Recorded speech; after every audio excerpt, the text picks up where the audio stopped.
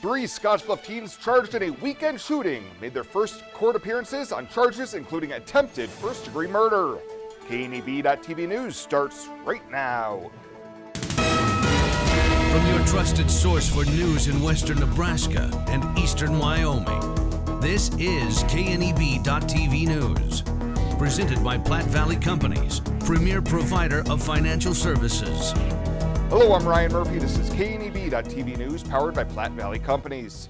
Thanks for joining me. In our top story, prosecutors have charged 3 teenagers as adults in connection with a shooting at a Scottsbluff residence over the weekend that left an 18-year-old male recovering from a non-life-threatening gunshot wound. 18-year-old Ray Noel Camacho Jr. and 17-year-old Gabriel Barron, both of Scottsbluff, and 16-year-old Landon Horton of rural Scottsbluff are each facing charges including attempted first-degree murder, use of a weapon to commit a felony, first-degree assault, and at least 5 counts of terroristic threats for the incident Saturday night at a West Overland residence. According to court documents, the incident started with the trio driving past the house and yelling at those inside, after which they parked their vehicle around the corner and walked east to the residence.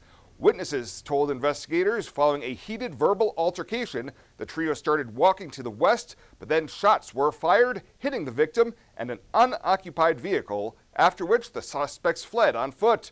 Bond for each was set at $700,000, with preliminary hearings set for September 2nd for Barron and September 7th for the other 2 defendants. Well, a serious crash south of Gering Monday afternoon sends 1 woman to the hospital. Nebraska State Patrol's Lieutenant Brian Buxbaum tells KNEB News that the accident occurred at approximately 1:20 p.m. near the intersection of Sandberg Road and Highway 71. A semi driven by 32-year-old Matthew Eckert of Gering was attempting to turn right onto Sandberg Road and was struck from behind by a white Chevy Traverse driven by Clara Brown of Ogallala. Lieutenant Buxbaum says Brown was following too closely and struck the semi at a high rate of speed. She suffered non-life-threatening injuries to her arm and was transported by Valley Ambulance to Regional West Medical Center. The Traverse's front end sustained major damage and the vehicle was a total loss. Crews were on scene until approximately 3 p.m. clearing the debris. Assisting the Nebraska State Patrol was the Gering Police Department, Gering Fire Department, Scottsbluff County Sheriff's Department, U.S. National Park Service, and Valley Ambulance. At 21st Century Equipment, we're proud to introduce the new Build Your Own tool. Build the John Deere you've been wanting and see how affordable it really is. Visit 21stcenturyequipment.net to build your own compact utility tractor, mower, or gator. It's easy to add implements, attachments, and view financing options. Build the exact tractor for your needs at a price you can afford, all from the comfort and safety of home, with the new Build Your Own tool at 21stcenturyequipment.net. Dusty Tuckness. He's the GOAT, the greatest bullfighter of all time. Dusty can't just wing it. He trains, he prepares. He's real smart and real tough. At Renewal by Anderson, we honor people like Dusty Tuckness, good people who do great things. Renewal by Anderson is proud to sponsor Dusty Tuckness, the greatest of all time, the GOAT, who would never put up with any bull. Hydrozen. Unplug and recharge. What is Hydrozen? It's total body relaxation. It's total body recharge. It's floating weightless on water. Floating your aches, pains, stresses, and worries away. Hydrozen is a revolutionary new therapy using Epsom salt saturated water as a way to relax and rejuvenate your body. And it's now available in Scottsbluff. It is for most ages and has many benefits to the mind and body. Visit hydrozenfloat.com or call us at 308-63-FLOAT. Welcome back. The crossfire earlier this month on the south side of the Wildcat Hills in Scottsbluff County burned over 2,500 acres, with dozens of agencies and volunteers working to stop the spread of the wind-whipped blaze, largely fed by heavy fuel in draws and canyons. With their residents directly threatened by the fire at one point, Teresa Cross told KNEB News she and her husband Hoss wanted to thank all of the people who came out to help. We had lots of different fire departments. They came from Torrington, Malpeta, Pine Bluff, Scottsbluff, Banner County was there. All of those fire departments were there. And we had planes flying and dropping chemical on them. And we had one plane circling, taking care of the air traffic. It was unreal. And all the neighbors and friends that came and helped, it was unreal. She said they were very thankful to everyone who came out to help, and they just wanted to take a moment to express their appreciation. Well, a Scottsbluff man accused of sexually assaulting a female paramedic trainee multiple times last October has been found guilty of all charges following a 2-day jury trial. A Scottsbluff County District County jury took a little more than 90 minutes to find Monty Betanker guilty on charges of first-degree false imprisonment and tampering with a witness or informant. Both of those are felonies. He was also found guilty of 2 counts of misdemeanor third-degree sexual assault without consent. The 50-year-old was accused of assaulting the woman through unwanted advances during on-duty incidents at Valley Ambulance and Regional West Medical Center. District Judge Leo Dobrovonly ordered a pre-sentence investigation with a sex offender evaluation ahead of an October 26th sentencing date. And the number of new COVID-19 cases this past week ticked up once again. Unified Command announcing 215 new cases since last reporting August 23rd, with 89 of those new cases in Scottsbluff County and the rest outside of Scottsbluff County. PPHD officials say there are 11 active COVID-related hospitalizations and a total of 320 active cases over the past 14 days. Health officials remind residents to avoid the 3 C's, including crowded places, close contact, and confined spaces, all in an effort to help reduce the risk of catching the virus. Well, straight ahead, Shmela Guzman in with a check-in on Ag News. We'll have that right after the break. This year, W2 means we double. Reganis Auto Center will double your down payment on any pre-owned vehicle on their lot. Turn $500 into $1,000. Turn $1,500 into $3,000. Use that money to get out of your lease or a vehicle you owe too much on, or to lower your monthly payment. For a limited time only, double your down payment only at Reganis Auto Center on East Overland and East 27th Street in Scottsbluff. Your volume discount dealer. This chair is way too big. It's perfect for us. This one's tiny. That's 'cause it's mine. Hey, this chair is just right. This bed is way too hard. It's perfect for me. This bed is way too soft. Just what I needed. This bed is just right. So come on over to Leaf Heads. In boots, new and old, you've walked the rows of life, a fence length of time. You fought the floods, snow, and sweltering heat, and lifted breathing and settled pain. With a smile and a cry, you've strengthened your community and future generations. Sometimes with nothing to say. Often can't say enough. Like, let me do it again.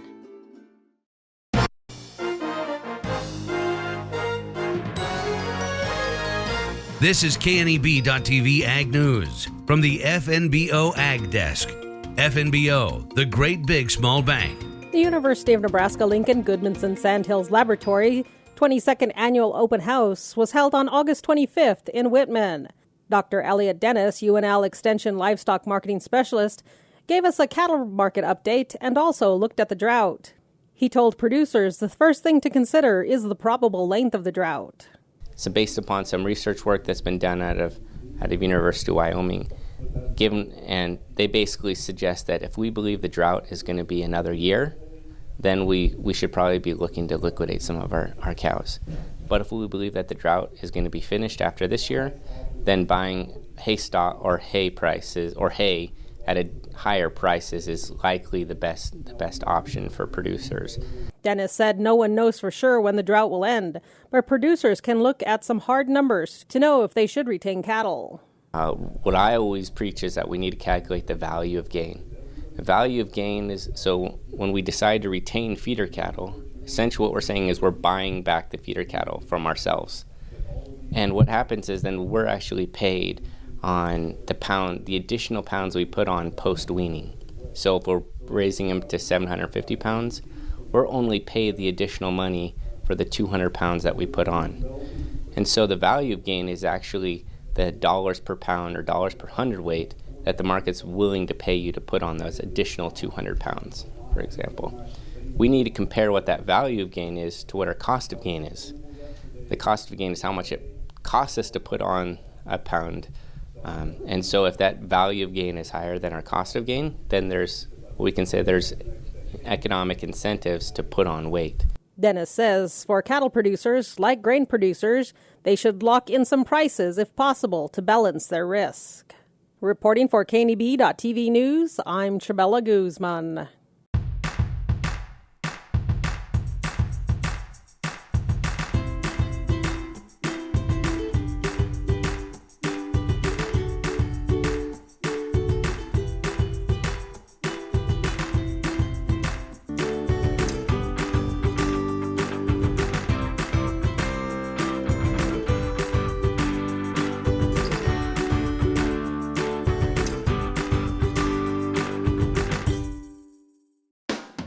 The Verizon family is full of frowns because they're spending too much for their unlimited data and phones, while the Viero family is all smiles because they're getting 4 lines of unlimited data with 2 free Apple iPhone SE for mom and dad and 2 free LG K31 smartphones for the kids, all for just $100 a month. They're saving so much, they're able to get Fido. Find out how you can too at Viero.com or your nearest Viero store. Viero Wireless, keeping you connected. When it comes to helping local folks with the loans and financial advice they need, we don't horse around. Our only goal is to help you and your family achieve your financial goals with the right loans and savings products. So if you want to bank with people that care about you and your financial needs, stop by or give us a call. First State Bank. We're big on you. Member FDIC. Online at fsbcentral.com. Well, let's take a look what's happening on today's community calendar.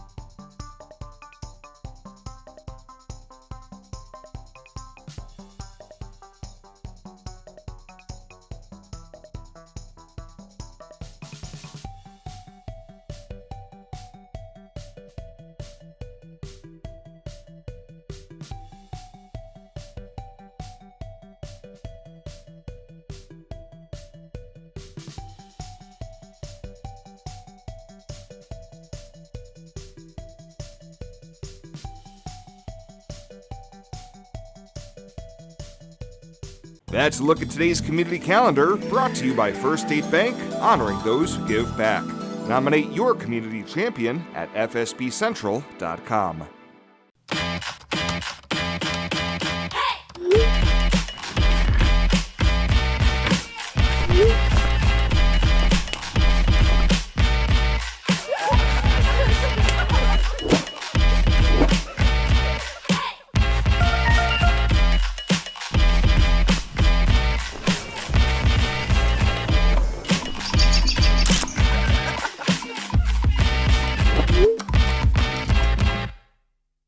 At Platte Valley Bank, we realize the way people want to bank in the future may be different than it has been.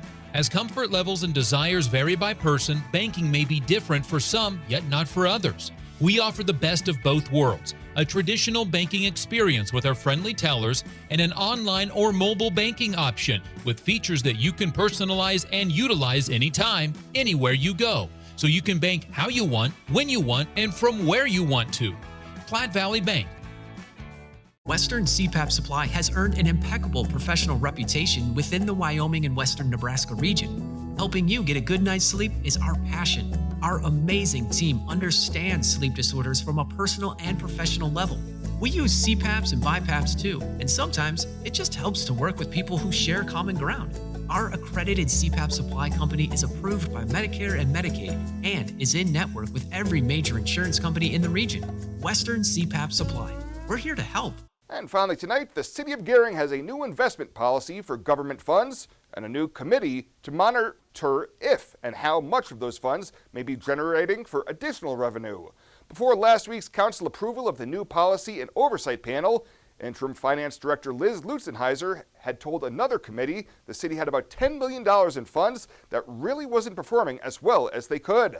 Mayor Tony Kaufman says the council's actions Monday are intended to help maximize returns. It gives the freedom to our finance director and our city administrator to help make the call and move cash around that would benefit the community as a whole on investment opportunities. A ladder is an opportunity and just one strategy really to ladder up and down on investments and let them mature out and just keep always having something invested. That way you maximize the interest rate environment that's out there as it changes over time. Nebraska governmental units are limited in what they can invest in, with preservation of principal and minimized risk requirements for any such investment programs. That generally means investments are restricted to things such as Treasury-backed securities and FDIC-insured certificates of deposit. Well, that does it for us this time. Thank you so much for tuning in. Stay safe out there. We'll see you back here next time.